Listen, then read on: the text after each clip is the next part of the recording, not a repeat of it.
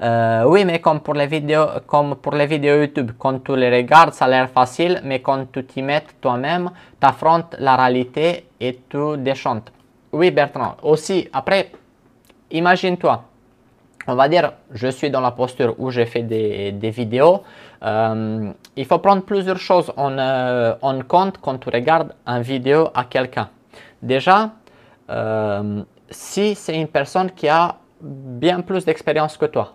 Là, par exemple, quand Dominique il est arrivé chez nous, bah, j'avais 4 ans d'expérience en plus que lui. Il n'avait pas touché des Macs, il n'a pas réparé des Macs avant ça.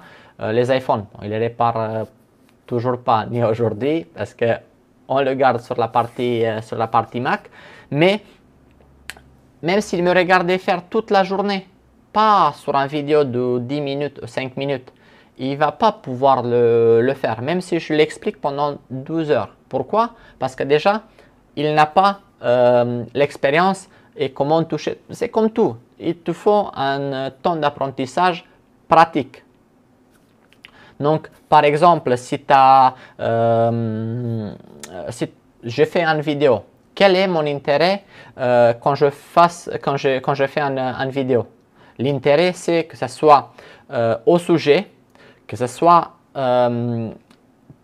assez petit pour être regardé par le plus du monde et que ça soit quand même au sujet et que c'est assez détaillé. C'est pour ça, par exemple, même si tu regardes sur la chaîne, j'ai des vidéos qui sont 15, 20, 30, 40 minutes. Sache que c'est des vidéos qui ne sont pas si regardées que ça. Donc, on n'a pas autant de vues. C'est vrai que la durée de visionnage, elle est plus importante que sur les autres. Mais des fois, on doit faire des petites pour qu'on a beaucoup plus de visualisations. Le but dans tout ça, c'est que, en fait, pour moi, si je fais une vidéo courte, c'est parce qu'elle n'a pas besoin forcément d'être plus longue que ça et je donne au maximum d'informations dans les 7, 5, 10, 15 minutes que je fais la vidéo. Après, tu peux avoir des vidéos un peu, on va dire, pas mal intentionnées, mais des vidéos qui seront hyper courtes pour te dire, tiens, je sais faire ça, mais je ne te donne pas plus de détails. Par exemple, allez, on va partir sur des choses un peu dans la partie grise de la réparation. Pour tout ce qui est déblocage EFI.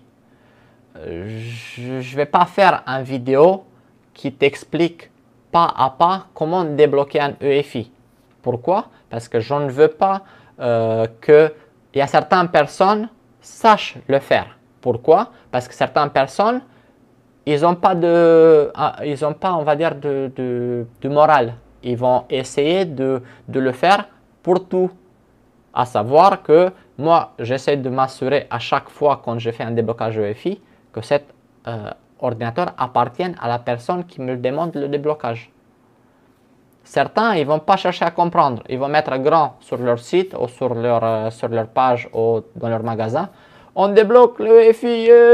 Vous avez vu, même sur le groupe Apple en panne, dès que je vois qu'il y a une discussion iCloud ou déblocage iCloud, elle est virée, elle est bloquée.